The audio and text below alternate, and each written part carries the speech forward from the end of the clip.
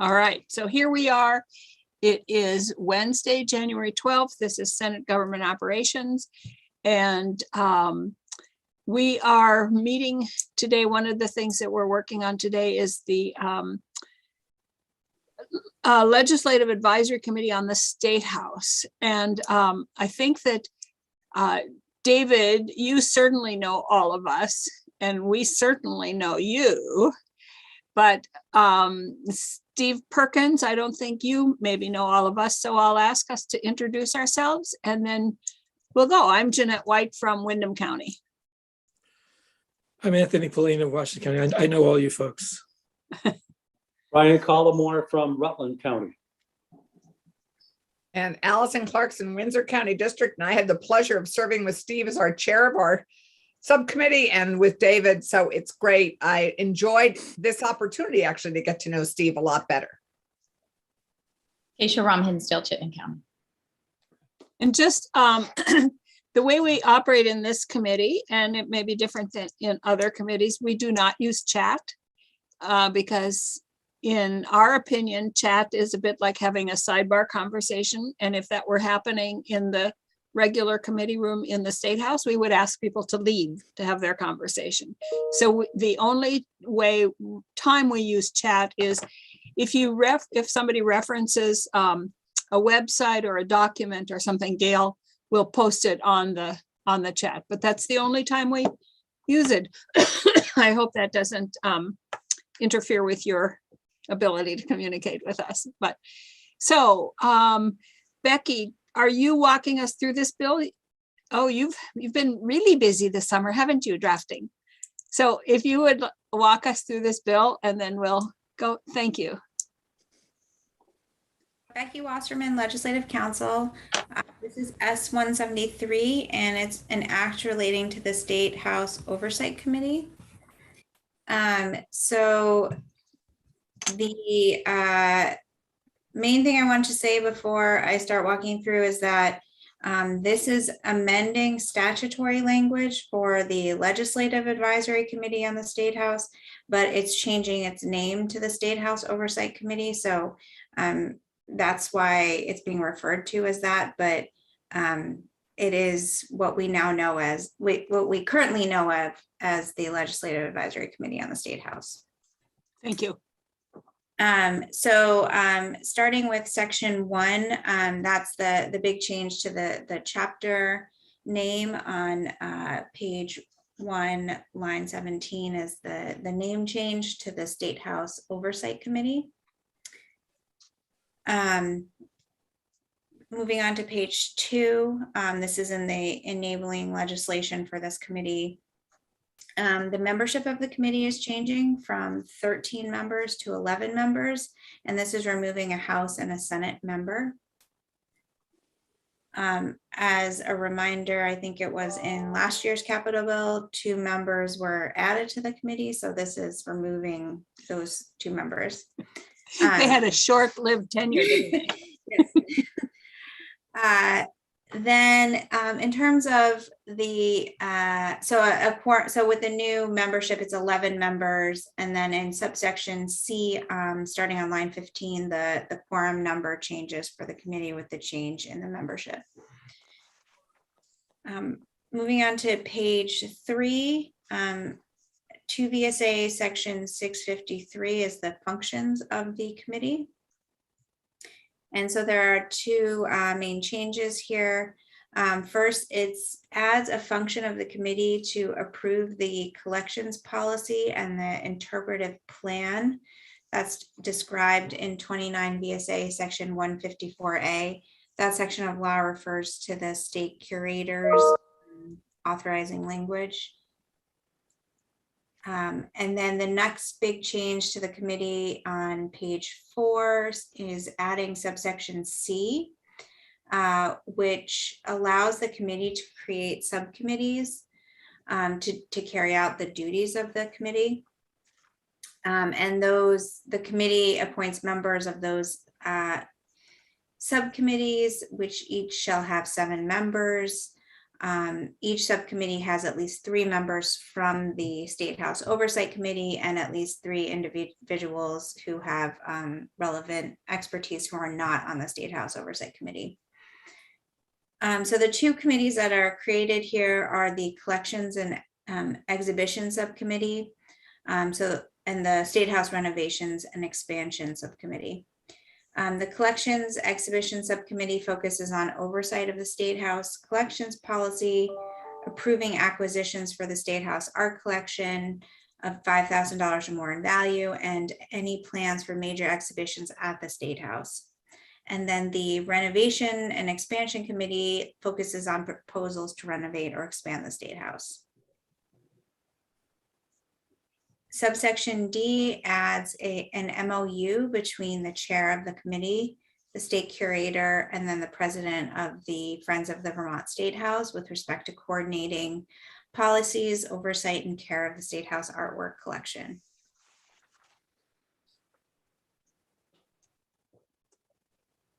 Moving on to page 5, I don't have the full view, but I don't think I see any questions. There are section 2 on page 5 deals with changes to the statutory section that creates the state curator position. So the change there in subsection C is changing the name of what is currently referred to as the acquisitions policy. And this is something that is currently adopted by the state curator, and changing that to more broadly the collections policy. And so that collections policy, rather than being done in coordination with the Legislative Advisory Committee on the State House, is now being, needs to have approval from the State House Oversight Committee prior to adoption by the state curator. And then on page 6, there's an interpretive plan that the state curator creates. And it's currently done in coordination with the Friends of the Vermont State House and the Vermont Historical Society. And the new language here adds that it has to have approval of the State House Oversight Committee. And then finally, section 3 of the bill is the effective date, and it takes effect on July 1st, 2022. So I do have one question. The quorum is 6. So, but the committee has to give approval for things. So is the assumption that would be a majority of the people that were there that would give the approval? Because if you had only 6 members there, 4 members out of the 11 would either give or deny approval for things. I'm not sure if we need to get that much into the weeds, but I was just thinking that because this is actually giving approval to purchases and to. So you can add language to say how many members need to be present if you'd like to do that. I think there's a default, but if it's not stated, and I'd have to look up what the default is if it's not explicit in the language. I don't want to say that without researching it, but I can look into that. Yeah, I don't know that I have any language, but it just leapt out at me that if there's approval, how many people would it take to actually approve or not approve something? So, Let's find the default on that. Oh, what? let's find the default on that. I would think with 11, it would be, 6 would, you'd want more than half. For example, in the Senate, if there are only 20 people there, you only have to have 11 to pass something. Unless it is something that calls for a supermajority, the 2/3 of the Senate. But if you could have 16 people and it would be a quorum, and you could have 9 people in the Senate voting on something. So I just raised that. So before we jump to hearing from David and Steve, I just want to say that I think that my goal in life is to become a State House guide, tour guide. And so I often am known to Shanghai people who are walking through and ask them where they're from, and then just grab them and take them around and show them all the wonderful things. And without exception, everybody says what a wonderful, beautiful State House we have, and how great it is, and how open it is, and how beautiful. And I always give credit for that to our state curator, because I think that we are very lucky to have him with us, from the stained glass panels in the Cedar Creek room, to the chandeliers, to even the ugly carpets in the chambers. We are very lucky. So thank you. I just needed to say that. Ugly carpets? I The love house those looks like carpets. a bordello. Yes, but sometimes it behaves like one. Okay, I I just needed to give some kudos here to David, because I think that we are very lucky, and we do have such a beautiful State House. And the tension, when he's probably very happy right now that we're not there, because we don't spill our coffee and put papers everywhere and move chairs and all those awful things that we do. But the tension, even when we're there, is a very nice, I think, tension. So thank you. So how do you want to do this, the two of you? How do you want to start? And David, you are muted, and so are you, Steve. So one of you should talk to First us. of all, thank you for those kind words, Senator. And I am relatively happy considering what we're going through. It would make me happier if the Senate chamber did not look like mission control. But everyone keeps assuring me this is just for the pandemic, David. This is just for the pandemic. So settle down.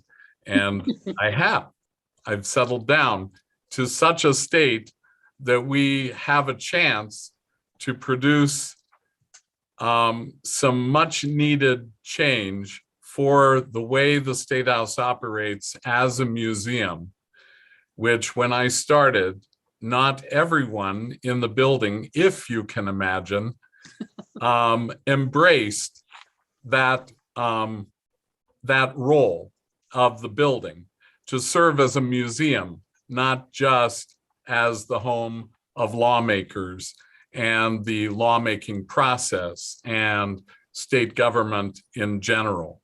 So in the 36, 37 years that I've been in the job, that is progress that everyone seems to embrace. That's at least seeing it as a secondary purpose for the State House. And in the middle of the pandemic, I am acutely aware, as I approach a time when I probably will say goodbye to the State House, that we have an opportunity to set up the building in a way that will make it easier. That would be my hope, easier for the second state curator, like George Washington. I want to make sure that there is a second state curator, just as he was concerned that there be another president of the United States. And I also am acutely aware, as I know many of you are, that this is a time that is fraught with all kinds of concerns for our democracy. And the State House as a place of learning about democracy and about our government and about our history has never been more important than it is today.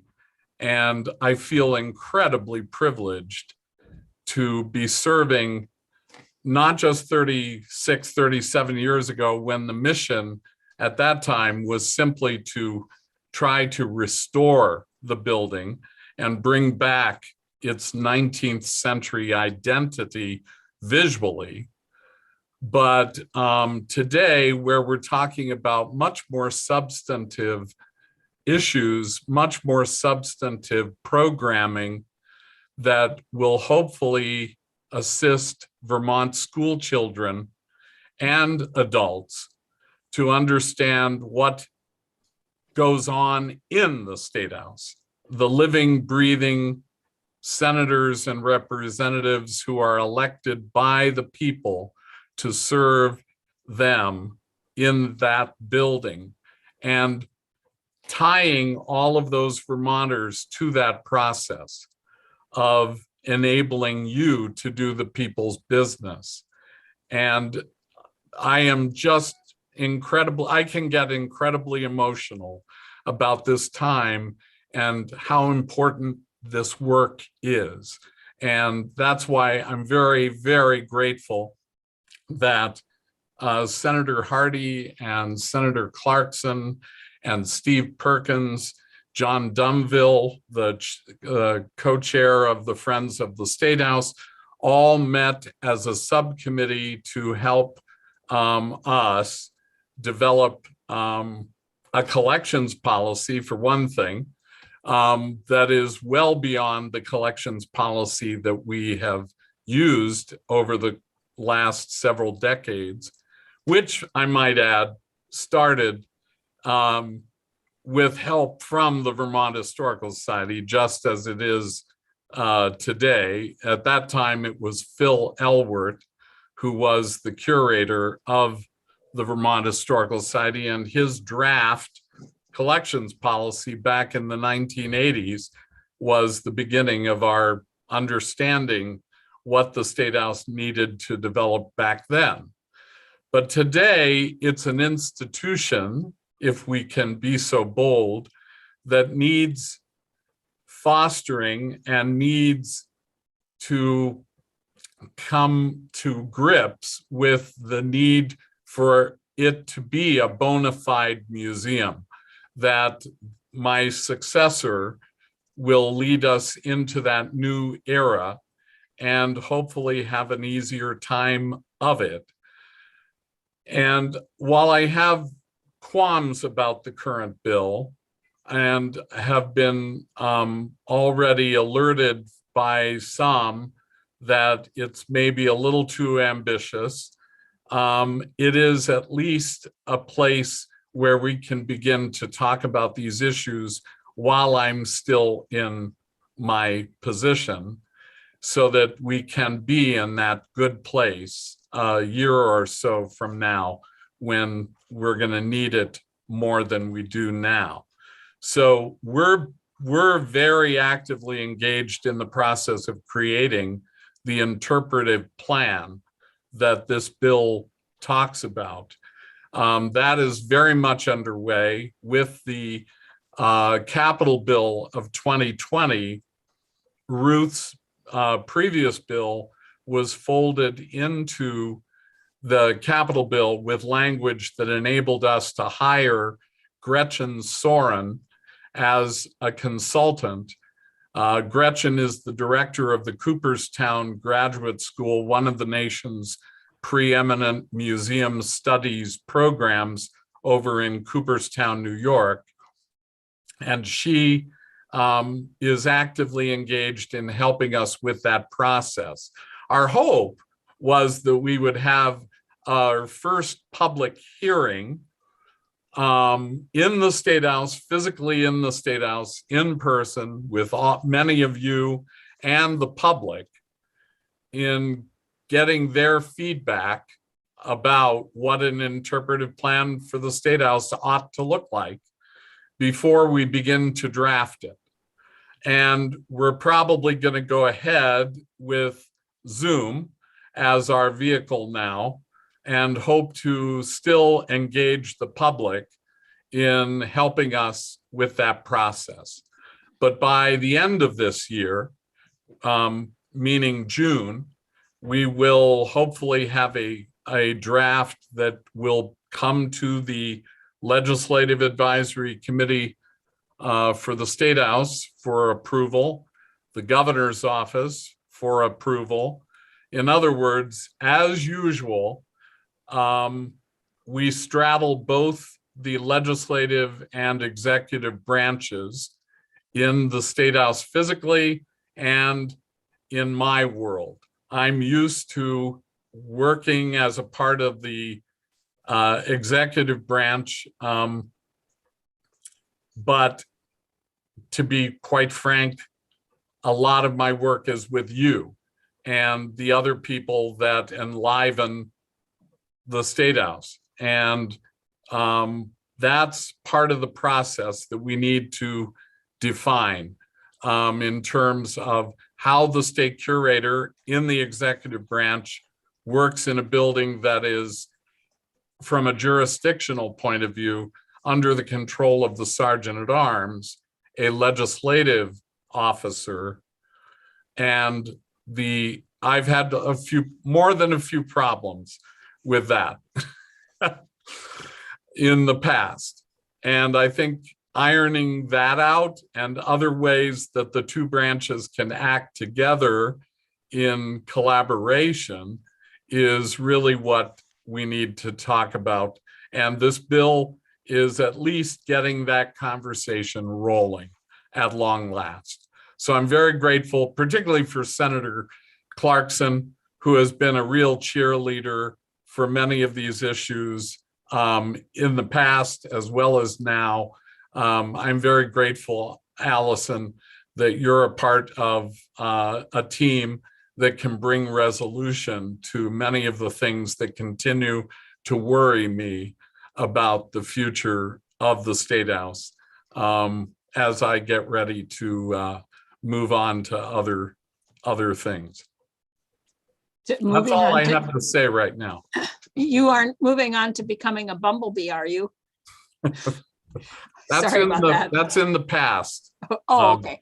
And So, David, would you just, and maybe I scheduled a very short period of time for this because I thought that this was kind of a slam dunk.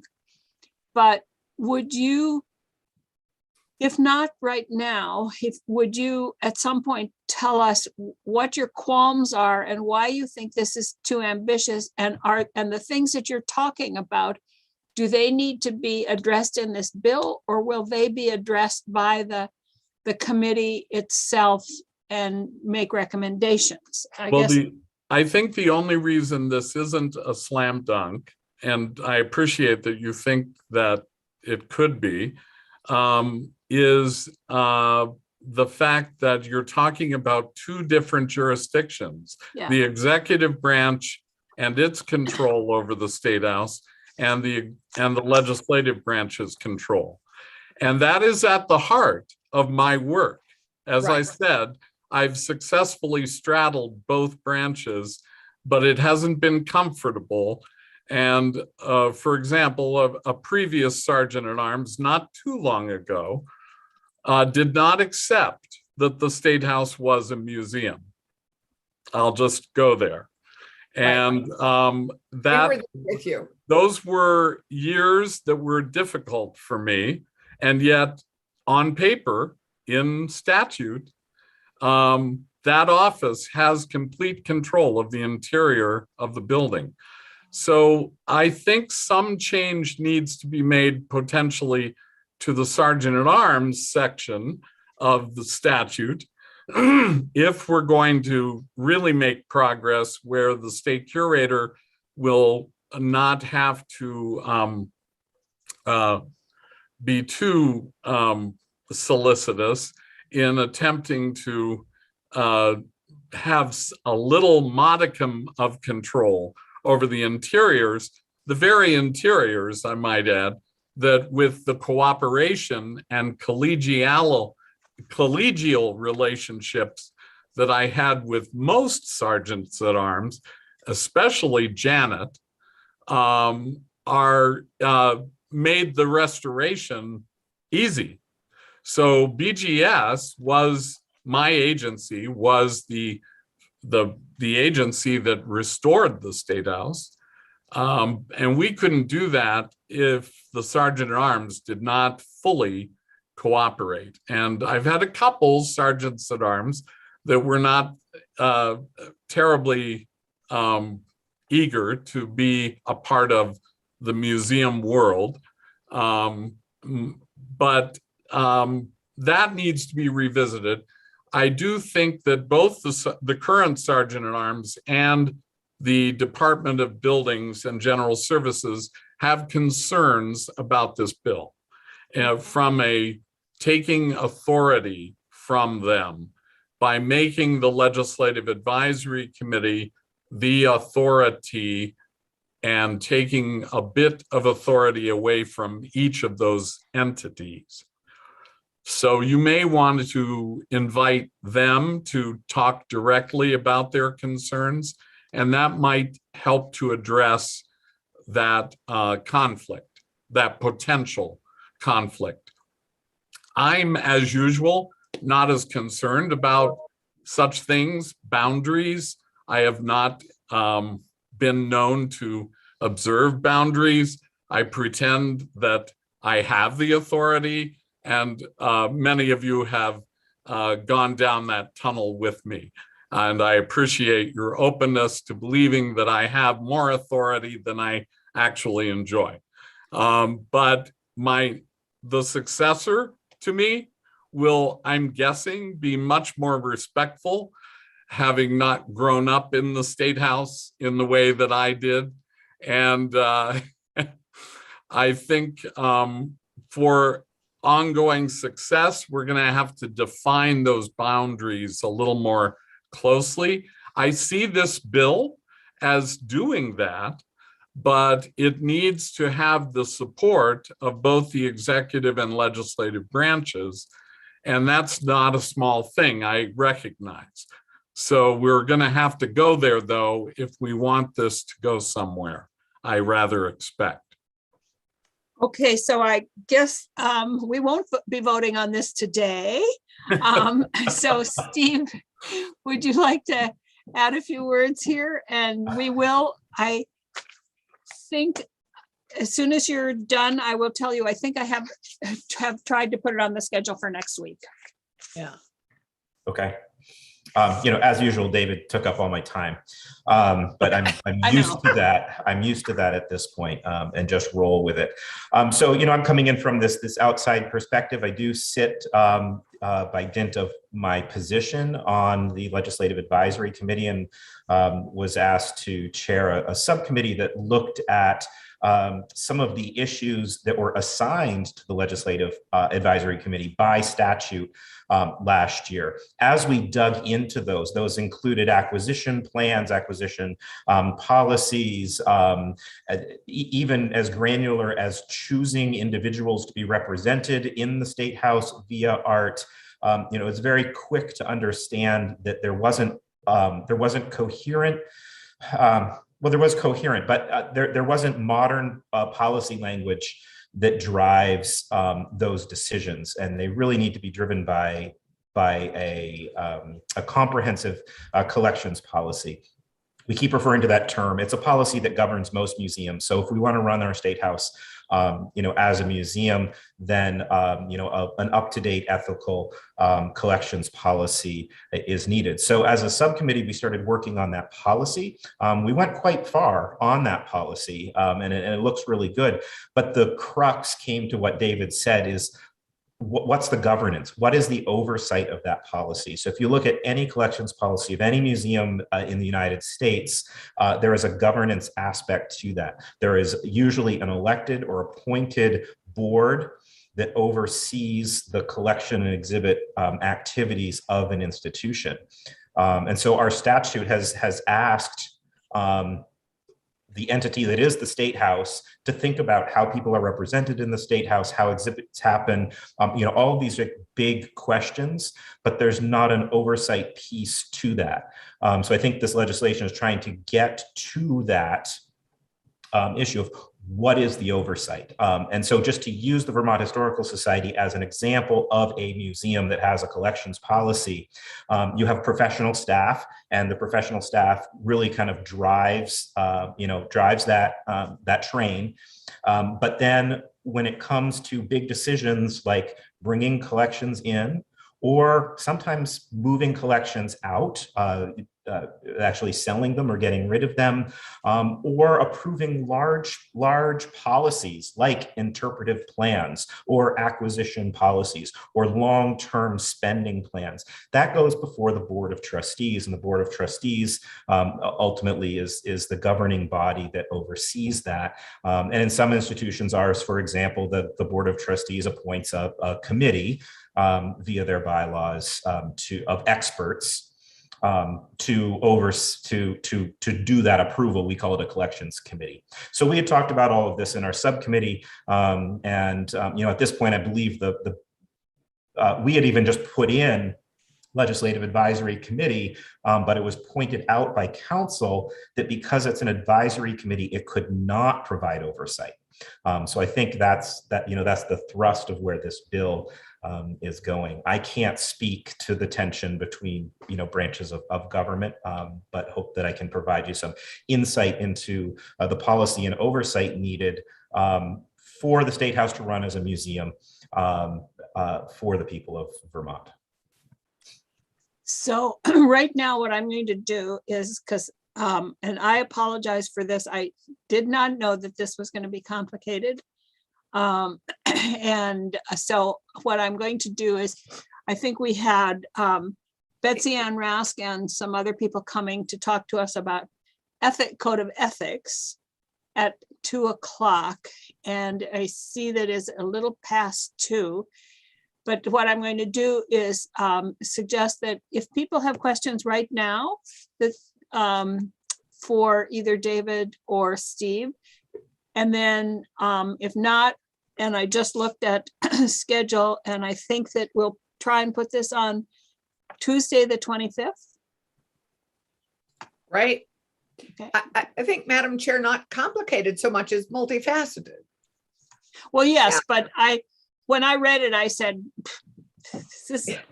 we could just vote on this today, but I guess not. So Well, we'll could, put but it on, and we will make sure that BGS and the Sergeant at Arms and all the players are invited and speak to us. Right. And I just want to quickly say, David, this is the first time I'm hearing the news. I might be really slow on the uptake here, but it's just a big blow, especially while we're away and not in the building. And I hope we get to fully celebrate you in your beloved building. I don't think he's saying he's No. leaving. Oh my I'm not God. He's leaving sometime. Oh my I'm God. leaving sometime, and Don't push him out. I'm Don't not. push I'm too not. I much just thought I missed something. No. It hasn't been announced, Keisha. And We I need more will say time in the this. State House with you before that. Oh, totally. And we have a lot more work to do We have while so I'm much there. to do together. For example, we have an unveiling that has been pushed off because of you're not being in the building in person. We have this mammoth portrait of Alexander Twilight that that is finished, is being framed and being ready to take its place in the main lobby of the State House, dislodging one of the 19th century admirals on either side, the lesser known of the two. And he will go upstairs. He's not going to be purged from the building, but this is the work that is so important. I am passionate about it, and I want to share it with all of you as usual, but we have to be a little more patient for another month or so. But soon. Phew. I thought I missed something really big, but No. not glad. Okay. Thank you. Thank you, though. And at some point, I'd like to put a limit on the size of governor's portraits, but anyway. Certain I governors. appreciate those little ones like this of the Right. old governors, but okay, so I think that what we'll do then, and I do apologize for not allowing more time for this conversation, but we will continue it. And I would suggest that, David, if you have some language that you think would be helpful to put into this bill, please give us the language so that we can start looking at it. Okay? Sure. Okay. Thank you. Thank you. Thank you, Steve. You're welcome. All right. So, Gail, I think we had at 2 o'clock. Is that am I reading my schedule right? At 2 o'clock we had 170. Oh, and look, here everybody is. Oh, they've all been champing at the bit in the waiting room. Okay. No, partly Jeanette was that Betsy can't make it. Yes. But she will join us. I don't think this is the last time we will have this conversation. Right. And she will join us again. So what I'm going to suggest is that, let's see, we have Paul, Tom, Pat, Beth. So I am not looking at the agenda, but what I would say is, first of all, does anybody, we'll hear from all of you, but does anybody have a time constraint that would like to go first because you have a time constraint? No? Okay, in that case, I think what we'll do is start with Paul.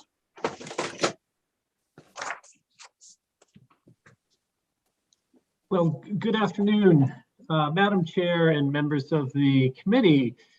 Happy 2022. It's my first time testifying before you this year. It is nice to see you virtually, and I always appreciate the opportunity to speak before your committee and look forward to doing so on some other matters this session as well. But thanks for the opportunity for inviting me for this conversation. As you know, Madam Chair, VPIRG has a long history. I guess I should say, for the record, again, Paul Burns, I'm the executive director of VPIRG, the Vermont Public Interest Research Group. And this organization has been around, this is our 50th anniversary year. And for many, many of those years, we have worked on matters of government reform and democracy, testified before you in this committee many times. The issue of ethics has been one of those areas of focus for us. And we have made our comments known to this body and your counterparts in the House on a number of occasions. What you're looking at today, of course, is moving forward the issue of ethics, having created the Ethics Commission, now to put into law the Code of Ethics. And I guess we would say we recognize this as one more step in a process. I don't think any of you would be surprised to hear from me that I'd love to see you go further and go faster. We ultimately want to see an enforceable ethics policy in the state with an independent body that has the authority, responsibility, and resources to make sure that our elected, appointed, and other government officials, public officials, are adhering to a basic code of ethics. I think that's what people anticipate when they hear that the state has a code of ethics, that they kind of assume that there is also a responsible, independent authority on the beat. And right now we have a very modest program that is not a very effective, and this is nothing personal, but it is not a very effective cop on the beat because of a lack of resources and authority so far. So I don't have a lot of specifics. I recognize that there are questions here about who this code would apply to, and there are, I think, legitimate questions raised about whether the legislature should have to take an additional step to adopt this by rule, as I understand it, before it would apply to the legislature, and then there are restrictions on how, who governs who determines fitness for service, and any other kind of administrative actions, I guess, that could be taken against sitting legislators. I understand some of those concerns. I understand the judiciary. But I think just stepping back from some of those particulars, again, speaking from the perspective of one who's thinking about what the public would want here, I think they would want a strong, effective code of ethics that is, and a place that one could go to raise an ethical question or concern, and expect that that concern would be handled, dealt with by a body that has the authority to do so, and that would apply to any public official in the state. So you all will talk about how close to that you can come, whether you have an interest in doing that and how close to that I guess you can come. But those are the interests that we would like to urge you to consider. I know not all of that is in this bill, and so we're not going to oppose it for that reason. I've made my position clear, and I'm not going to spend a lot of time on this year. I recognize this is just one more step in the process, and I appreciate that interest. But I wouldn't be doing my job if I didn't say we'd love to see you go further as well. There's just one particular question that I had as I was going through the bill, and this is a smaller point, but on page 7, line 6, I think we're talking about the exemptions here. Just pull it up, and let's see, page 7, line 6, we're talking about these are what is good cause, is used in the section good cause to proceed may include any of the following. I think it's identified as a conflict or potential conflict is de minimum. As far as I know, Latin, when I took it in law school, it was de minimis instead of de minimum. I think that's probably just a typo, but it means the same thing, that you shouldn't be trifling yourself with very minor matters. Probably like me pointing that out, but somewhere along the line, somebody was going to catch that. So, so again, I think that makes sense. And I understand there have been some questions raised about, gift size and so forth. That might fall into close to de minimis category. We don't care whether it's $20, $25, $30. Like those are all kind of small potatoes. But in the big picture sense, we'd love to see a strong policy apply to everybody and an enforceable mechanism to it. So that's my kind of general response and fairly quick comments today, Madam Chair. Does anybody have any, thank you, Paul. Does anybody have any questions for Paul? And we have just had a walkthrough of the bill. We have not gotten into the details of it and debated the details of it, which we will be doing as we go along. But thank you. Thank you. Ben and Pat, how do you want to do this? Are you both going to, first of all, I don't know, Ben, if you have been, if you know all of us or not. So maybe we should introduce ourselves because I don't know that you know all of us. I think that we have a new member since you probably testified before us. So I'm Jeanette White from Windham County. Hi, Ben. I'm Anthony Polina from Washington County. Brian Collmore from the Rutland District. Hi, Ben. Good to see you. Allison Clarkson, Windsor Good to see you District. too. Aisha Ram, Hinsdale, Chittenden County.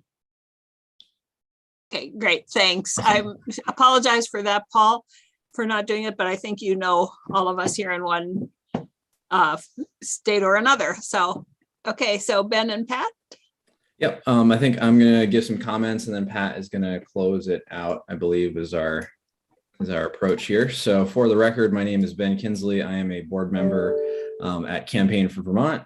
And we've also been involved in ethics reform for a number of years. I'm sure you're probably tired of seeing our faces at this point in this committee, but that's all right. We enjoy being here. Thank you for inviting us to talk about this particular bill. Obviously, we believe a state code of ethics is important for Vermont.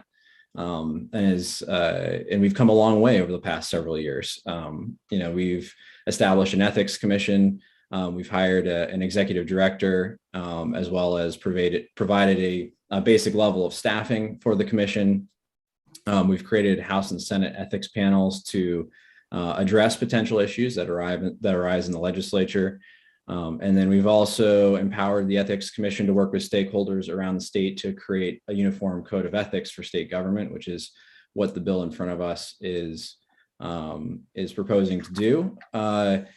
I would say agree with Paul. I'd love to see this go further, in terms of a clear and enforceable code of ethics. I think this bill in front of us is laying the groundwork for that, and I'm hoping that work will continue. I kind of see this as the next iteration of this issue, and giving that uniform code that we can then figure out what enforcement mechanism makes the most sense, so that people have that place to go. So obviously, ethics commissions are an important tool in maintaining public's faith in their government. Something that I would argue is probably even more important today than it was a few years ago when we started down this path. I think we've seen just how fragile our faith in our institutions actually is, and that's scary for a number of people, including myself. And I think that we view ethics, at least the Campaign for Vermont anyway, we view ethics laws and the enforcement mechanisms behind them as the gatekeepers of public faith in our government and the integrity of our institutions. So I think that's important to keep in mind, that oftentimes what we're fighting against here is not necessarily actual conflicts of interest or actual misdeeds on the part of public officials, but really it's often the perception of those. And ethics laws and ethics commissions, the oversight entities, give us an opportunity to air out some of those concerns that the public may have. So a universal code of ethics is important, and that's really what's in this bill. At its core is a universal code of ethics, and it's important because there should be, and I think the public expects there to be, a universal common set of standards that everyone should be able to understand, regardless of your job role, your occupation, what department you serve in, across all three branches of state government. There's a certain base level of conduct that's expected, and some departments may have a higher expectation, than that base standard. But I think that there is a certain level of conduct that the public just expects from people that serve the state. So, a universal code of ethics really creates that universal standard that every public official, is subject to. And the Ethics Commission is kind of should be the one that adjudicates that, understands like what it is. You can go to them, they can say, yes, you're in good standing with this, or no, you may want to consider not taking this action, or, change this other action. And they can give that advice if there is that universal code that applies across state government. And today they really can't function that way, because it really depends on the department, or where that particular person falls in state government. And then they have to refer it to whoever whatever entity is the oversight entity for that particular issue. So I think in order to get that, universal standard, and also to get that, one-stop shop, the place that anyone can go if they have a question or concern, you sort of need this universal code of ethics that applies across the board. So with that, I will hand it over to Pat. I think she had a couple comments. Okay, Madam Chair, if I jump in? Sure. Thank you. Thank you, Madam Chair, and thank you, members of the committee. For the record, my name is Pat Mcdonald, President of the Board of Directors of Campaign for Vermont. I'm going to be untraditionally short this afternoon, but I wanted, not that that's hard to do. I wanted to add my voice to the comments made by Ben Kinsley on behalf of Campaign for Vermont, and also support Ben's nod to Paul Burns. Nice comments. I support this bill before you, particularly if it passes with no exclusions. It has taken us a while to get to this point where Vermont can have a common sense set of standards and a uniform code of ethics within state government. It's important because it provides the public and public officials with a set of standards and expectations And more importantly, it provides the people of Vermont a place to go for advice and counsel if they have an issue that concerns them. I know this firsthand because when I served twice on two separate occasions as Commissioner of Human Resources, employees and members of the public would come up to me and share things with me that I couldn't resolve in my position. I would try to provide them with some suggestions and guidance, but it's not the same as my being able to send them to talk to an ethics commission. I believe we really need this legislation, and I thank you for committing the time to hopefully move this bill along. Campaign for Vermont stands ready to help you in any way you can. And thank you very much for the time. Thank you, Pat. Commissioner Fastigi?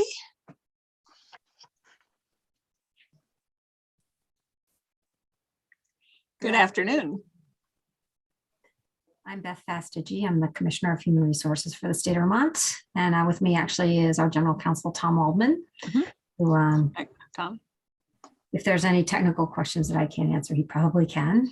But you invited me to discuss this bill with you today. I just had a few things based on, I think, what you folks were looking for. What, excuse me, what type of training do we provide to our state employees on ethics, as well as kind of what ethics policies and guidelines we fall under. So if that, does that work for you guys? Sure. Okay. All right. So first of all, we have, there's the Ethics Commission, and to the extent that within the Ethics Commission, executive officers do an annual questionnaire that they provide to the Ethics Commission. So that's asking, so that's due, I think, in next week and maybe the end of this week. I just filled mine out, and it's asking for financial disclosures and other type of information like that. So we provide that. That's really for state of Vermont executive officers. So it's Office of the Governor, agency secretaries, deputy secretaries, or commissioners or deputies are covered by that. We are also covered under the governor's executive order on ethics from 2017. So there's an executive code of ethics for appointed officials as well. And there's another ethics questionnaire that we fill out that's a little bit more broad. It goes to all exempt, basically any exempt employee or appointed employee that makes $30,000 or more per year. So that extends a little bit deeper into the exempt employee workforce. So for example, Tom as general counsel for human resources would have to fill out that form, but the majority of our staff at human resources would not. And then we have the state personnel policies and procedures manual, and throughout the policy and procedures manual, mostly on policy 5.6, but we've got a bunch of other policies that have various ethical considerations under them and employee conduct. So those are kind of the three different, I would say levels, and that the employee policy and procedure manual that applies to all executive branch employees. Then with respect to employee training on ethics, there's overarching required training for all new state employees. There is an online short training class that's kind of an introduction to ethics at the state of Vermont. So all new employees are required to take that training. And then also annually, per the governor's executive order that I just mentioned, those same employees that are required to take an annual ethics training related to that order. We offer a lot of training. One of the things that is within the Department of Human Resources is what we call CAPS. It's our Center for Achievement in Public Service. And we actually offer lots of training. So there's individual courses. We have a Vermont Certified Public Manager training course. There's a whole day of ethics in that course. We have a course called VT Lead, which is for aspiring leaders and current leaders in state government. There's a day devoted to ethics in that training. There's also, we have an online library of training courses. It has about 6,000 courses in it that all employees have access to, that has actually over 200 ethics courses. We have an elective elective courses that people can take either in person. That was previously an in-person class. Most of our in-person classes now are still doing instructor-led, but via Teams.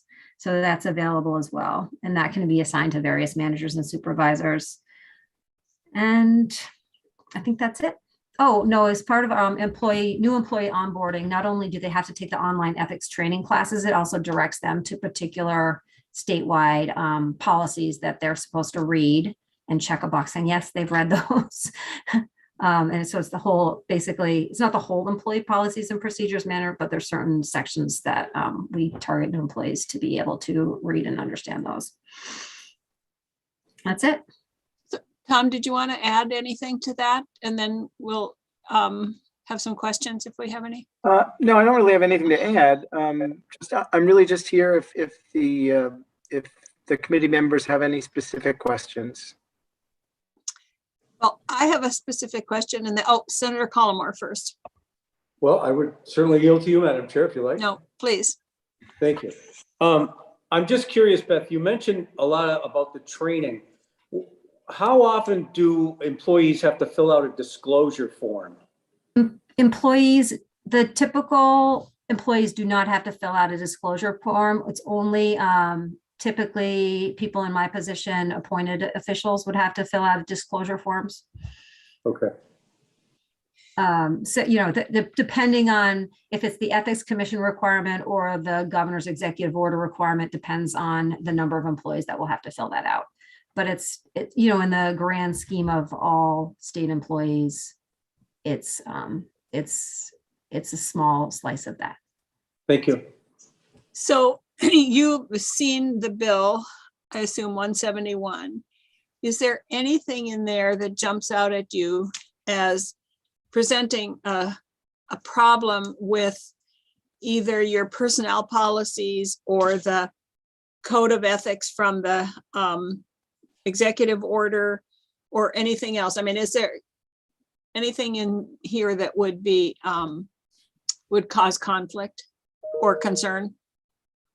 Yeah, I don't think so. I think that, there is a big training component that's talking about mandatory training. I think that with the technology and tools we have, as long as it's not an instructor-led in-person training where we have to get every single state employee in a classroom, and if something that they can do remotely or just an on-demand type of training, then the training requirements are not that difficult to implement.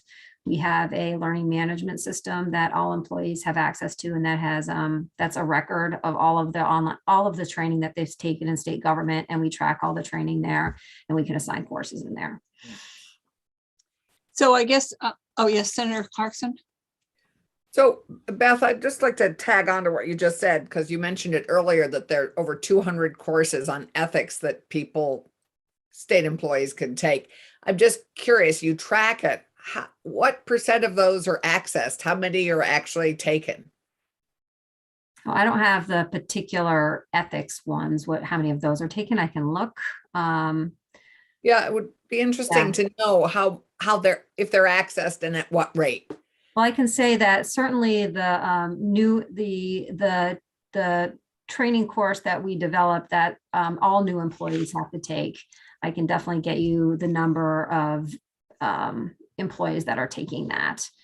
I'll have to pull that out, get that out of our system so we can get that.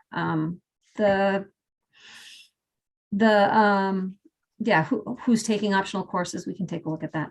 Yeah, that would just be interesting. And then my second question is, how many ethics complaints do you field a year roughly from your 7,000 employees or 8,000 state employees? Oh,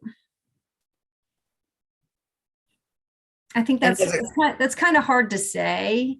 Like, I mean, one of the things that we do at our department is handle employee misconduct. So it's oftentimes somebody, it might be a supervisor wanting us to do an investigation into employee misconduct. And ethical, we don't have a way where we're tracking if an employee has an ethical question, if they ask their supervisor about it, or if they ask their HR business partner about that, or contact my legal team or a legal team in their division. We don't have any way to track that. There's not a central repository for information like that.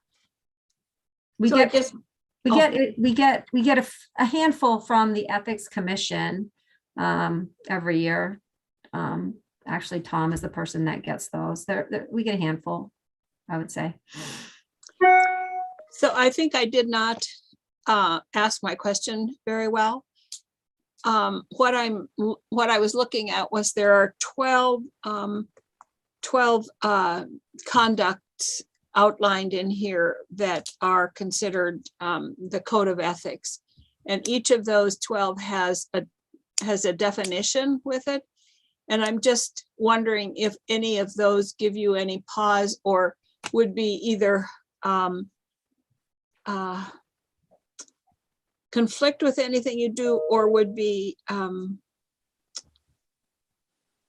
I guess, I just want to make sure that the definitions in here of the 12,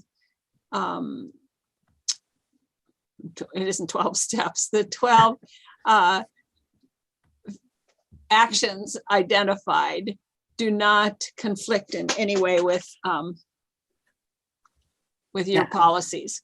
I certainly appreciate the opportunity to look into that. And if we could do a more thorough review, that would be, if we think that this is going to be it. Oh, no. You mean today? No, but in general. Are we at the point where we, I mean, it looks like we have a bill and we're reviewing it. So it seems like it's a good point in time for us to be doing that.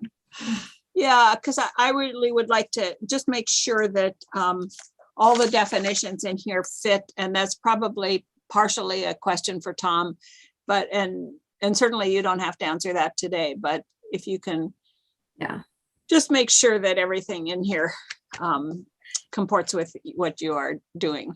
Yeah, when I looked at it, nothing really stood out like that. It was okay. That nothing stood out that it would be something that we would have difficulty complying with, but we probably should take a more detailed look.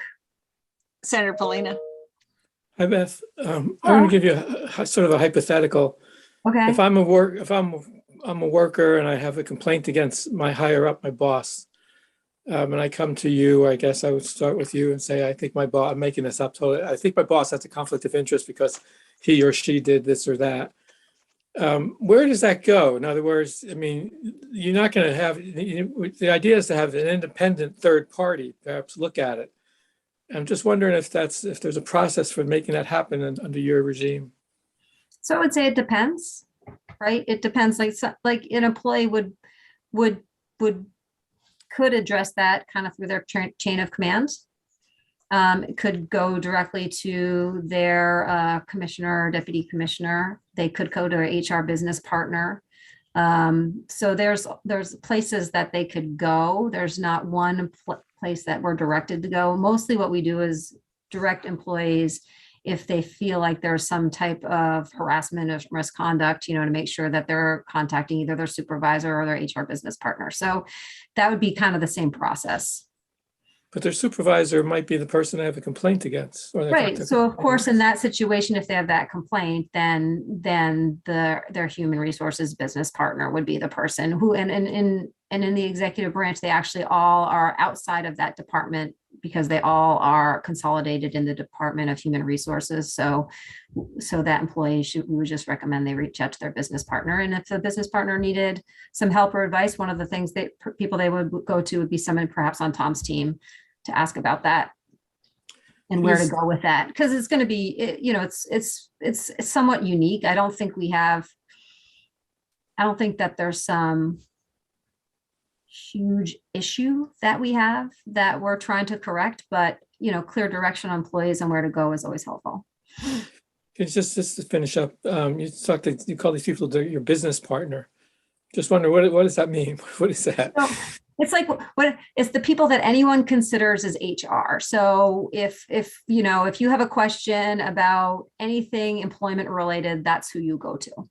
So we have we call it our field operations team, and they have certain agencies and departments that they're each responsible for handling all of their HR matters. So I see. they may not be the specialists. So I'll have specialists in our central office that handle very specific items, but the HR business partner is your one-stop shop. So it's your first point of contact into HR. So if you've worked at, it's typically whatever organization someone works for is what people think of as HR.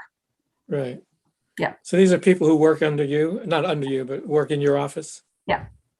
Yeah, thank you. I might be wrong here, but I think it's kind of akin to the Attorney General's office. The assistant attorneys general work in the office, but they're assigned. Sorry about that. I think she was going to say that the assistant attorney generals work out of the attorney general's office, but they'll be assigned to a particular department or agency. Yeah, it's very similar to that. Right. Sorry about that. I forgot to turn that thing off. And I finished your thought for you. Somebody wants me to vote no on something or other.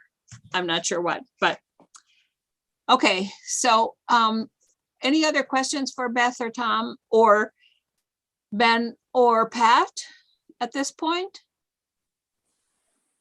Nope. Okay. I thank you very much. And as we go forward, I'm sure we'll have probably come up with more questions and as we go through the individual sections here, and I am going to say this right up front, I firmly believe that we need a statewide code of ethics, but I want to make sure we get it right, and I have a lot of questions. So my questioning does not mean that I don't think we should have it. It just means that I think that and we all do, want to get it right. So committee, do any of you right now have any questions? I have a list of them, so. Should I just start? Sure. All right. So some of these might be for Ameren or TJ or Chris. I'm not sure.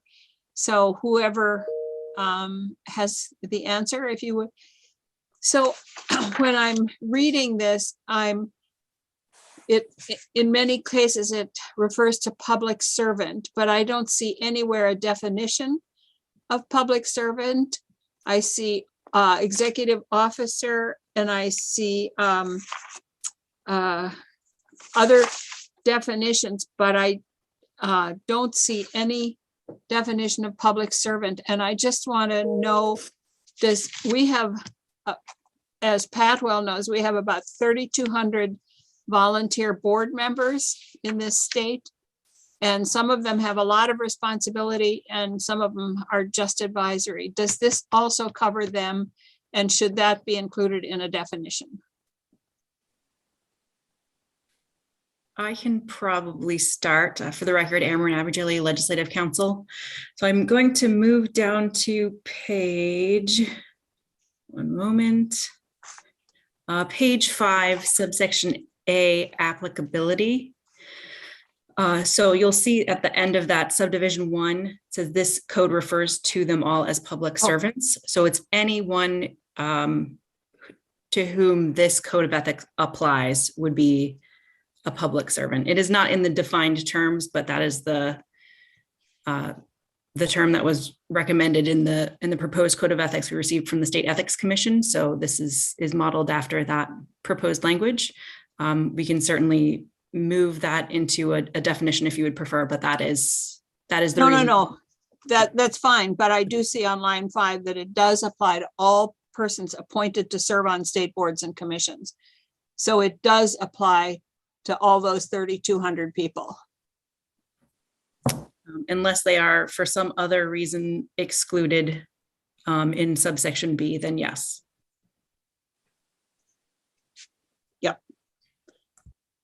Good. I do have some concerns You think about that's that. cumbersome, right? You think Well, that's not cumbersome? only cumbersome, but we are a really small state. We have 620,000 people, and 3,200 people are board and commission members. And according to the conflict of interest statement, if they or their immediate family or their household or their business associate has any direct or indirect financial or other relationship to, that is a conflict of interest. And I am not sure how that would apply to all those people, because I cannot imagine in a small state that everybody wouldn't have a conflict. Yes, Senator Clarkson. Alice, you're right, because many of those boards and commissions, we choose people to serve on them specifically because they have expertise in that area. So yeah. So And it isn't limited to a financial interest. Right. It says under conflict of interest, direct or indirect, financial or otherwise. So I'm very concerned about that. That's one thing I'm flagging for myself here, that we need to have more testimony on. I think you just flagged it for all of us. So I don't know, TJ, do you have any, I know that the states that you're working and have been working in are much larger states. And so maybe have more people to choose from, but how do we resolve this? This is an issue that comes up in every state because of the many people who serve on boards, mostly unpaid.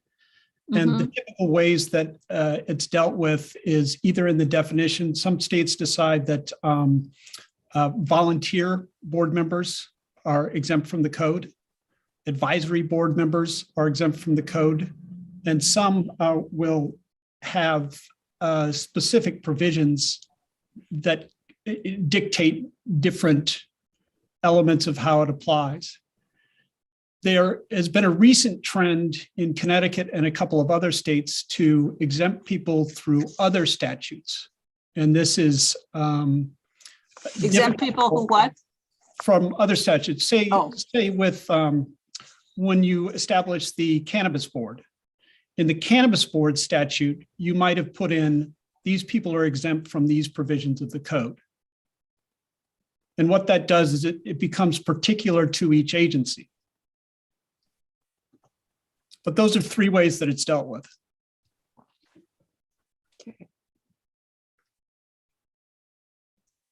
All right, it doesn't help me too much. It might help other people, but it doesn't make me feel much better. Okay, and does anybody else have any issues with this as we go through it? I have a whole list of them here, but I hate to. Okay, so I'm going to just go on then on page 2, line 18, the gift is the definition of that, the gift there is that, where is that definition? That definition is within Title II. We discussed this last time we did the walkthrough, didn't we? You were going to have a, did you receive a copy of that definition or not yet? Not yet, I don't think. I don't think so. Okay, let me pull that and I will have it sent over to you. Okay. But it isn't under the campaign finance. Let me code. take a look. Okay. Do you know, Christine, where that, what that refers back to?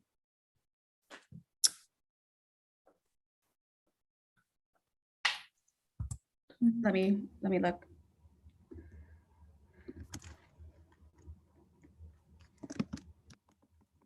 I think Okay. a number of people had questions about the gifts, so I think that this is a good area for us to, as I recall, there were several questions about gifts. So this definition comes from Chapter 11, Registration of Lobbyists within Title II under the legislative chapter, as this is the current definition of gift in statute that at least applies to the legislature. So if But gift is referred to as the lobbyist, which in the lobbyist section, it then is applied only to legislators, right? For campaign contributions. And then when we go back to page 9, where it talks about gifts, it would only be referring to legislators because that's how gift is defined. Am I wrong about that?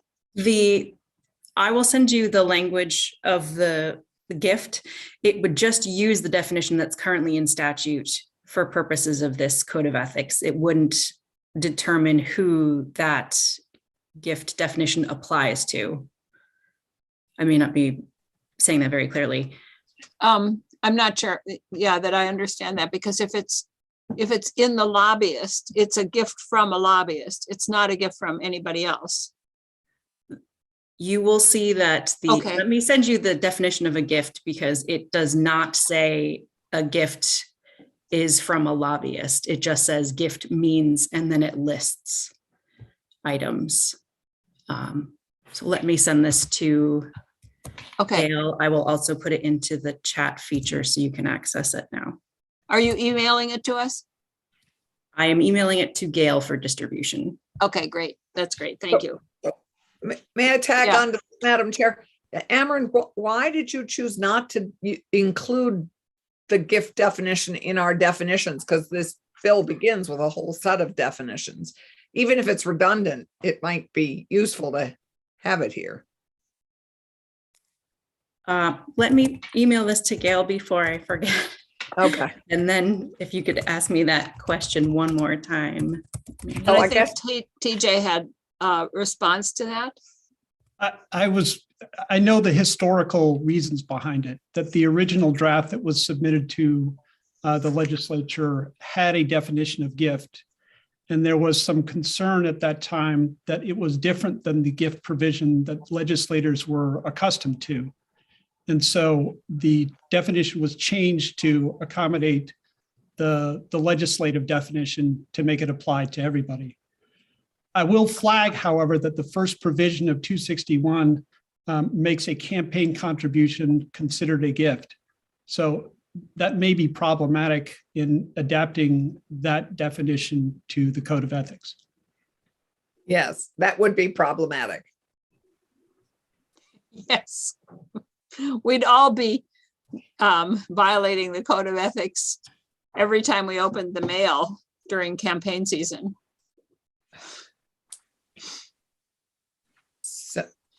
Well, just to point out the gift definitions within the Code of Ethics does, I believe, say make an exemption for a gift that is otherwise permitted by law, which for legislators, there is a prohibition on political contributions during certain times of the year, but during other times of the year, that is not prohibited.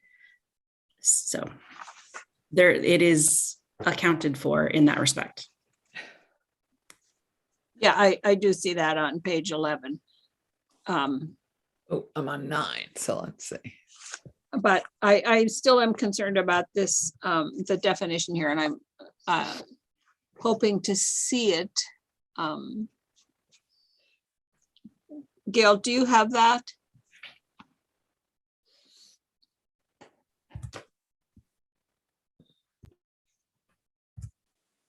I'm sending the link, Madam Chair. Do you want the document itself? What did Ameren send you? I sent the link. She sent me a link. Okay, so send us the link, I guess, and then we'll have to go to our email and then go to the link.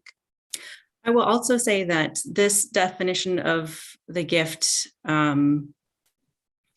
was, as pointed out by Mr. Jones, was put in as part of the House version last year. There is a different definition of gift that was originally proposed by the State Ethics Commission in the proposed language. So that is also another option that you might want to explore when you're looking at this. Good idea. Options are good. So, Kristen, can you send us the proposed definition that you had for gift so that we can look, compare them? Yes. Thank you. All right, so not to belabor that one. And the immediate family is a definition we use everywhere, right? I mean, that's kind of standard. This was the definition that was provided in the proposed language. I am not certain whether it is consistent throughout the rest of our statutes, but I can check if that would be helpful. Or maybe if one of the witnesses knows where that definition came from. It might have been mentioned in the original materials and I just don't recall. Does anybody remember why, if this definition is? Madam Chair, Yeah, I just sent the text from that link to the Senate Government Operations Committee members. okay, thank you.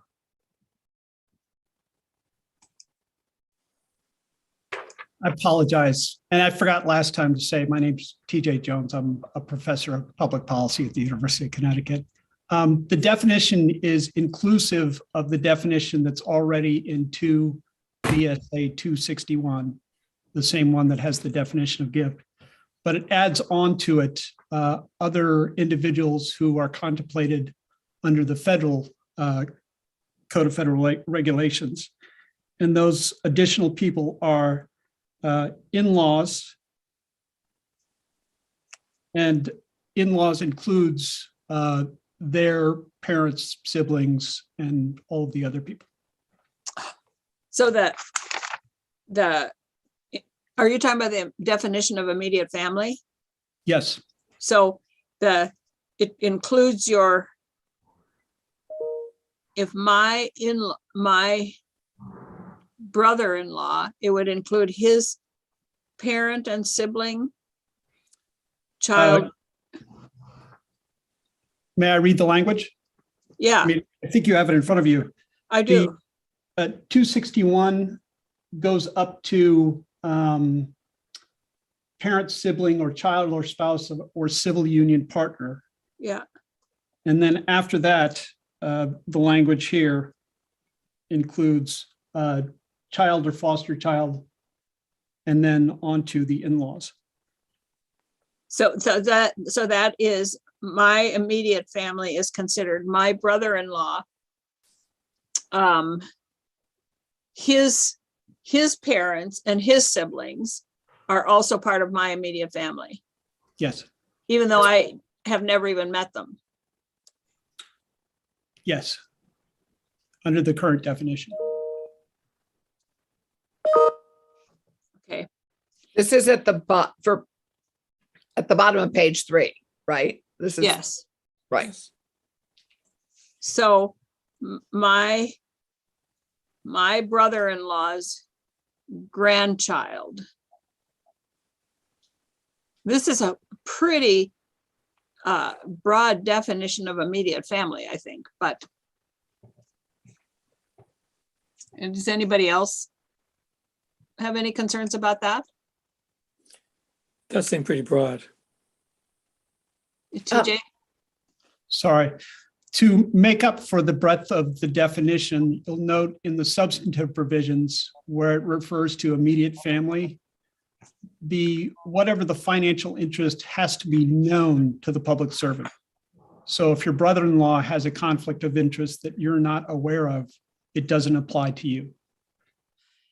No, okay, but still, if my brother-in-law's grandchild has a financial interest, and I know about my brother-in-law's grandchild is the owner of a company. I mean, I don't even know this grandchild, but I do know from my brother-in-law that he has this interest. So I know it, but I don't know my brother-in-law's grandchild. So is that really an immediate family member, I guess is my question. And since this applies to all those people on boards, I think that this is a real stretch of how we're applying this and who it would be applied to and when there would be a perceived conflict of interest. It is a very broad definition relative to what other states do. Yeah, Chris? Yeah, yes, I also agree that it's a broad definition. I would say when we're looking at the definition of conflict of interest in connection with, like the definition of immediate family, there's also there's the issue of what's possible and versus what would happen in reality. So there are some, catch-alls in here that prevent this from being applied too broadly. For example, conflict of interest does not include any interest that is no greater than other persons generally. And then when we're in actual fact-based situations, there will be a process. So there's a perceived conflict of interest, but for example, right now, if somebody saw one and they're serving on a board and it went to the Department of Human Resources, there'd be a process where they examined whether this was a conflict of interest that was of the nature that there's concern about. So there's, I get that. I just want to make sure that we don't make our definitions so broad that we're going to have people out there filing complaints because Brian's wife's sister, his wife's sister has 3 grandchildren and one of them owns a company and Brian is on a board that is actually maybe giving grants and he doesn't even know this grandchild, but I think this is a real problem. No, I do agree. I do think that this is a very broad definition. I would not disagree with that. Okay. I would say, Jeanette, I would say that before you even got to your example and how that would be a problem for the public, it'd also be a problem for legislators to adopt this policy because it's so broad. Oh, yeah. I mean, but I also want to make sure that it doesn't apply to all those other people. Anyway, okay, so we can work on the definition of immediate family. Yeah. Does everybody agree with that? Senator Clarkson? Yes, I agree with that. And I also, as we cruise through this, I think the next one that we really had concerns with was the definition of person. Speaking of challenging definitions. Well, I didn't have a problem with it, but I know you did. Yeah, I do. And I thought Anthony did as well. I mean, I'm sorry, I just disagree with the Supreme Court. It's probably not the first time, but I don't believe, I mean, a person I'd love to differentiate a person from a corporation or an organization or something that isn't a person. I think when we have used it, when we did the campaign finance one that we passed, we used individual. Yes, we did define that individual person because it is the law of our land that person includes corporations. We can't change that definition. And if we want to use if we want to not use person and just refer to individuals, then we should say individual and not even refer to persons if we don't want business entities or organizations included in this code of ethics. Well, I think we want them included, but just not as a, you mean we can't change the definition of person? Well, how would, where I mean, I'd love to have individual. I'd love to differentiate between the Supreme Court's, I think, overreaching definition of person and individuals. So maybe it would then make sense to clarify individuals. So what we need Oh, to do except is it, look, it does say any individual. It goes on to be broader than I would prefer, but maybe so we have no choice. I think I the don't way know we if need this- to address this is to look at where person is used in the code of ethics. And is it appropriate in that context for it to refer to person as this large group that the Supreme Court has said, or is it that it's an individual in that instance? And so we need to be clear about when we refer to person Right. in the code of ethics, that we say individual if that's all it applies to. Does that make sense? Yes, that makes sense. Anthony, I'm sorry, I interrupted you, I think. No, I was just going to say that I agree with what you're concerned about, the definition of person being corporations and whatnot. I'm just not sure that this is the place to try to change that. Right. I think we have, in terms of this bill, we have to live with that, whether we like it or not, because we can't change that definition. But I think Jeanette's right. I think as we go through this, we should have our Yeah, antenna. no, I agree. I agree. If For it's where individuals, it's we should point out that it's individuals. Yeah, I agree with that. So, for example, on page 2, line 7, whether we agree with the definition of conflict of interest or not, it says that is no greater than that of any other persons generally affected. And I think there we mean individuals, not corporations or Right. so if we're very clear when we go through this, I think Yes. that we can address it by just using individual where we mean individual and person where we mean the broader definition of person. Thank you. I think that would be helpful for Okay. me. So did we all got the definition of gift?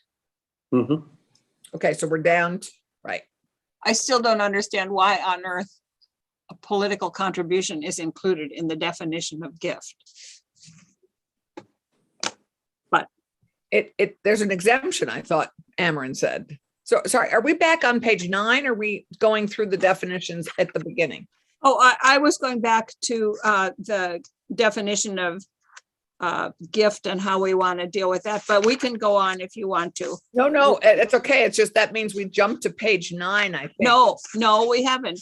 We're talking about on page 2. Oh, okay. On line 18, that gift I'm has sorry, the same right. meaning as what was just sent to us. So that's what gift means. And what Amarin said was that in the exclusions from gift, it clearly says that this does not apply if you are allowed by law to Right. take that, which means that it doesn't apply to a political contribution. Correct. If Right. you read it like that. Was that right, Amarin? That sounds like the idea. Let me scroll down. So on page 11, a public servant may accept a gift where expressly permitted to do so under state law. Yeah. That would otherwise be prohibited under this. So I guess we can use that definition, but I'm not sure that I think we should just put the definition in here, either what you suggested, Chris, or this without Romanet 1. Definition of gift also exempts the broad group of immediate family members.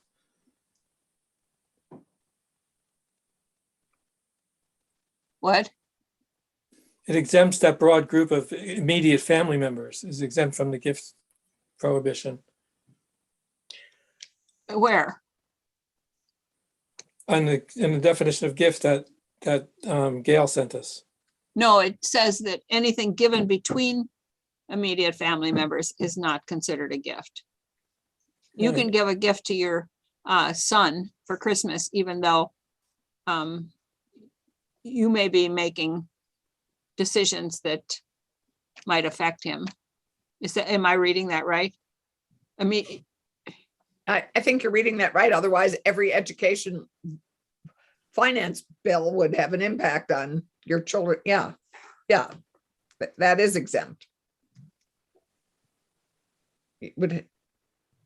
And maybe we could get rid of that excluding educational material. I get so many books from and pamphlets from different organizations out there that want me to agree with their philosophy that I can't tell you how annoying it is. And most of them come postage due. Well, those And I the post office can't throw them away. I just got one this morning and the they can post office. return them. No, You don't open them and you send, and the post office has to return them. But I want anyway, everything- that was I a want joke. I want everything from NCSL and CSG. So Yeah, that was a joke. Okay, so my suggestion is that we put this definition in there instead of referring back to there. That yes, we put this definition in as a definition, but leave off political contribution. yeah, I agree. Does that make sense to anybody else? Yeah. Yes. Can I Okay. ask a clarifying question? Yeah. So the code of ethics, if it were applying to legislators, would not in any way prohibit political contributions, but you would still be bound under Title II to not accepting those political contributions during the legislative session. Yeah, this wouldn't Okay. change. So that's how Yeah. that's how they would Yeah. interfere. Okay. Thank you. Yeah. Okay, so did you see Pat Mcdonald just sent us designated family member, means spouse, child, grandchild, parent, brother, or sister of the owner of a new motor vehicle dealer who, that's how they define designated family member, just for our information.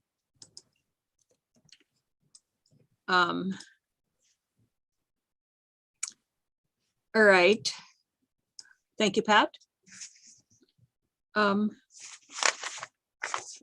So I do have some questions around conflict of interest definition, but that's so big at this point that I need to think more about it. And then, of course, I have the whole question about whether it applies to legislators, and Betsy Ann sent us a thing, and what I would suggest is that we read that before I forwarded it to everybody. Yep. That we read that and kind of become familiar with that before we actually jump into that conversation, and then maybe Betsy Ann and John Bloomer can join us for that conversation. Does that make sense? Yes. Because I don't really want to do it now until we've had a chance to do it. So sorry, it's hard to bounce back and forth between all these things. Gail sent us something. I can't see the link to it because Christina's email comes in with the definition of gift. I'm completely confused now. So this was what Christina sent us, was what they had defined originally. Yeah. But we can't have political contribution in there as a gift. We just. No, we can't. Committee, I just wanted to let you know that I posted both definitions of gift on the committee page. Thank you. That will be much easier. Good, And thank you. It's the full 3-page document. Oh my Lord, okay. Okay. Yikes, okay. So really, Christine, what you defined here is pretty close to the definition that is in there in the reference there, right? I mean, it isn't too far. Correct. Yeah. So we just need to do some work on defining defining definition and how we would like to define that. I mean, define gift, not define definition. It seems that what Christina sent is more concise.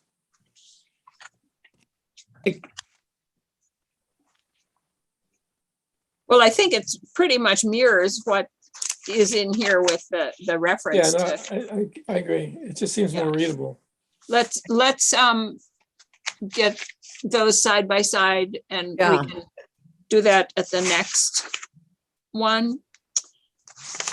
I would like to, I'm gonna not go into conflict of interest at all right now unless somebody else wants to tackle that one right now. But I do have a question on page 11, lines 11 through 13. And I think that because this is so broad and applies to so many people, and I'm not sure who would determine if outside employment was inconsistent, incompatible, or in conflict with.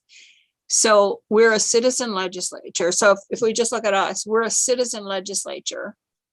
And who's going to decide if my job is incompatible with my role as a senator? I have to have a job during the non-session. So am I going to have to go to the Ethics Commission to ask if this job might be compatible with, yeah, Christine? I know, I think in this case, if you had a question, and I'm not sure you'd be looking at, was the job itself incompatible entirely with being a senator, but perhaps, committee assignments, but you would be going to the House or Senate ethics panel. But why should I even have to go to them and ask them if it's incompatible? And how are they going to decide if it's incompatible? There's no criteria here for them to make that decision. Yeah, I think that would be this is the framework. So it'd be up to the House and Senate ethics panels to build in that criteria, depending on what you think is reasonable. Oh, boy. I actually don't want, yes, Senator Collmore.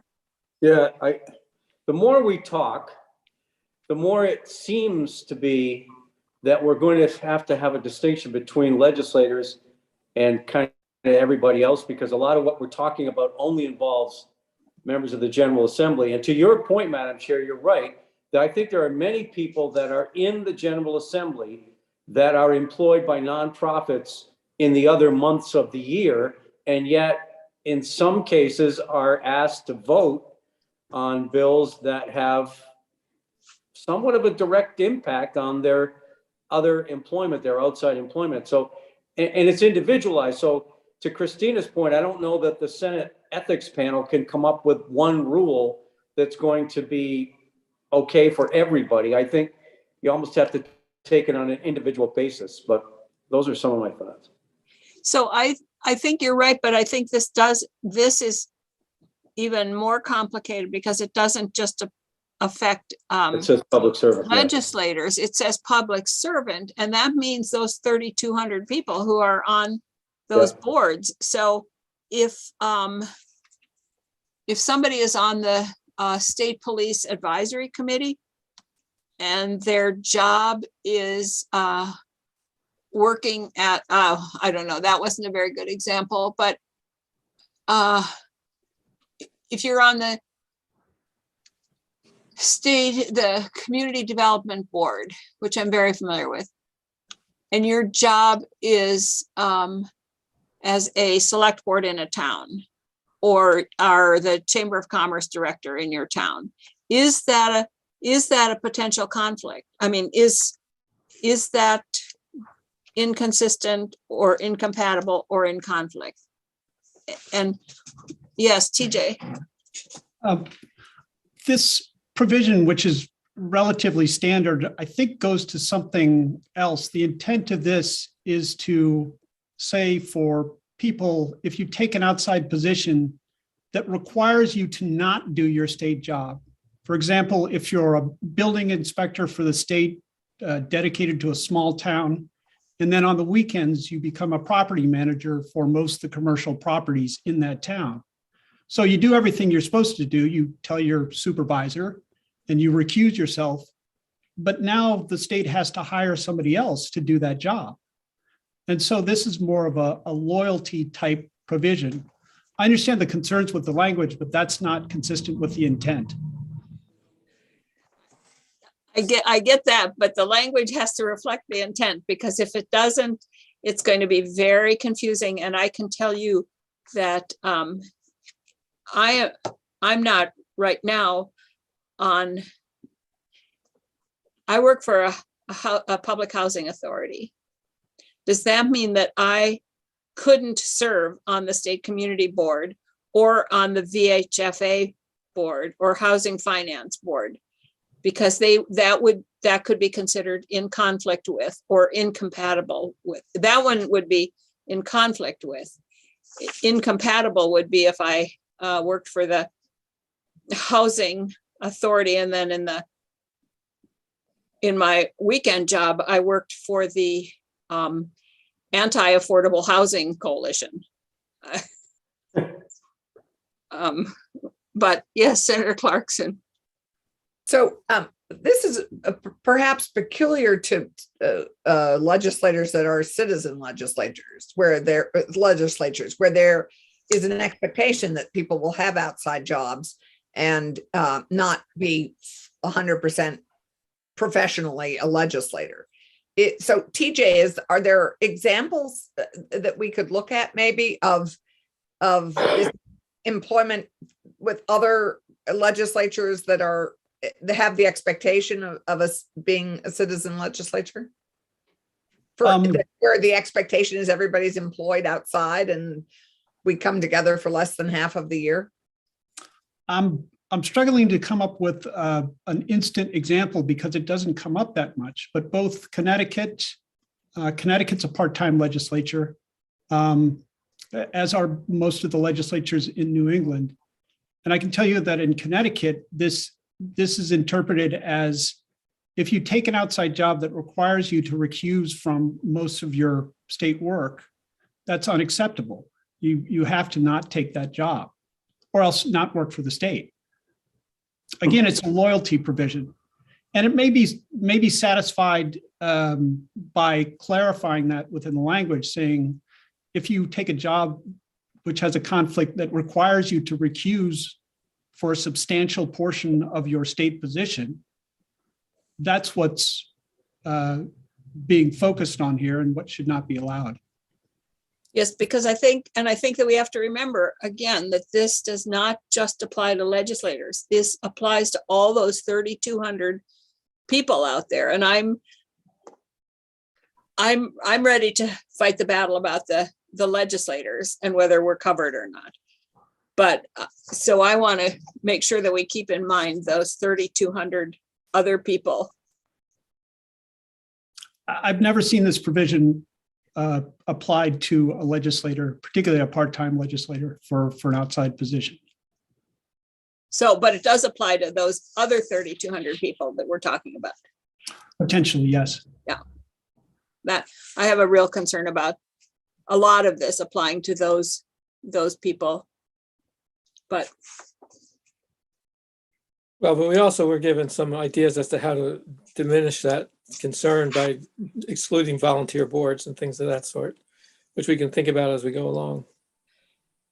Well, we could, but we really don't have any volunteer boards because they all get a $50 per diem. So does that make them truly volunteer or not? These days, it kind of does. It does, but I'm just saying, how do you define a volunteer board? If they get $150 per diem, are they volunteer? Or if they get $50 per diem? I think you look at our select boards. Our select boards are volunteer, and yet they get the honorariums. I think they're viewed as honorariums, and they are not. That still means that they're volunteers. So actually, in the town reports, if you look at the town reports, it lists on the line item select board salaries. I know, but that's a mistake. They're really honorariums because it doesn't make any difference if they are listed as salaries. and you Right. pay taxes on them. Well, the point I think in general for conversation is that it's very small amount. Yeah, it's Whether it's an honorarium or a salary, it's de minimis. So if you,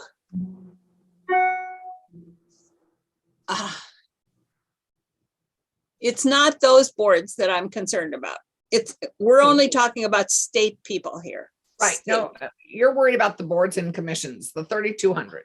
Yes, and Sure. Brian serves on the committee with me that is trying to eliminate some of our boards and commissions, and some of them give the parole board, for example, gets a fair salary. There are other boards that get per diems, and there are some that get nothing. So I think we need to be really cognizant of how this is going to impact all of those people. I'm really okay with it applying to all state employees, to executive officers, all of that. But I really worry about it applying to all those boards and commissions. That's, I think that's reasonable. I'm not disagreeing with that. I don't think Allison's disagreeing with that either. I think we all share that concern. I think. Can't speak for everybody, but I think that we all share that concern. I don't know how to solve it. I mean, TJ gave us 3 options. One was to remove all volunteer boards, but then we have to have a definition of what is a volunteer board, when you're a volunteer and when you're not. Well, the assumption, I think if you asked anybody, those are volunteer board. I mean, the assumption is they're volunteers. I mean, they're paid an honorarium to cover their cost of gas and their travel. I mean, it's just, it doesn't even do that. Brian, can you think of an example from when we were doing boards and commissions that, oh, I know, which one was it that,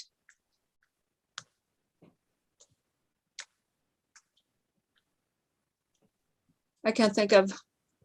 An example of ones that don't get paid or do get paid? No, that wouldn't be considered volunteer board necessarily, but that really, I mean, I don't know how you define volunteer board. If you say all of those 300 boards and commissions that we have are volunteer, is that the way we would define this? I would not say no to that. I mean, I want to think on it a little bit more, but I would not be against that idea. Yeah, well, I agree. I mean, they're serving, they all generally, yeah, it's like serving on the board of a nonprofit. I mean, you're serving on something as a public servant to help facilitate X, Y, or Z program and provide oversight and whatever you're providing. But it's a volunteer, there's a volunteer assumption, I think. But I think you have to be careful about how you define it. That's the issue. Well, we can noodle on this. Yeah. I just want to make sure that we don't have some kind of an unintended consequence on those people. Right. Theoretically, concerned. On the other hand, if there was a violation, you'd sense it. It's just like, if somebody was acting inappropriately and making decisions that favored one group over another that was inappropriate, it would stand out. My guess is on those. I mean, you'd want to call it out and you could see it. And so you do want to include them because they actually have impact on many of our programs and are steering them in certain directions. And you want to make sure that everybody is functioning in as ethical a fashion as possible. Because their charge is important, even if they're all volunteers. And they have impact. If you wanted to cop out on it, you could eliminate them in this code of ethics and instruct the Ethics Commission to come back with a report on how to handle the question. Chris isn't laughing too hard on that one. I think it's an interesting question because, this isn't the first time this has come up, right? So there has to be guidance out there about how it's handled other places. And, I do think it's a very legitimate point that people do have impact, and it is possible to be a volunteer, but have employment that's inconsistent with your, volunteer board position. I can think of examples of that in my personal life. So you don't want to let those situations go, but then you also don't want to deter people from volunteering on boards because it's already, I think, a bit of a struggle to get good people. So every state has these. Would you and TJ sort of look and see what other models might serve us better? Of course, yes. Or address our frustration? And also how you define what the parameters are around defining incompatible, inappropriate, or in conflict with, because I think that's where I struggle, is how you define those and who it is that defines those. For, as Christina said, for the legislature, it would be the ethics panels at this point. But for the boards and commissions, who is it that decides? The governor appoints people to boards and panels because they have a particular expertise. So in their outside job, that might be where they have the particular expertise. Right. So if, for example, Keisha gets appointed to the Human Rights Commission, is that a conflict? Is that an inappropriate? That's not a job. But if she worked for the Human Rights Commission, would that be a conflict here within her role here? I don't know. I think we table this until we hear more from Christina and TJ. Yeah. Oh, yes. I think that what I'm trying to do is point out the places where I have serious issues so that we can address those. And I do have serious issues with the conflict of interest definition. I just,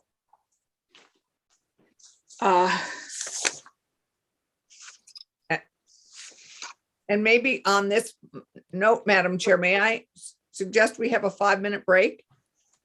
Oh, yes, it is 3:30 and we have people. Oh, I'm sorry. I'm so sorry. Yes, I got so caught up in this. No, it's very engrossing. I've spent hours looking at this bill. Thank you, Christina and TJ and Amron for making me lose my mind. Okay, so let's take a 5-minute break, come back, and we're going to talk pensions.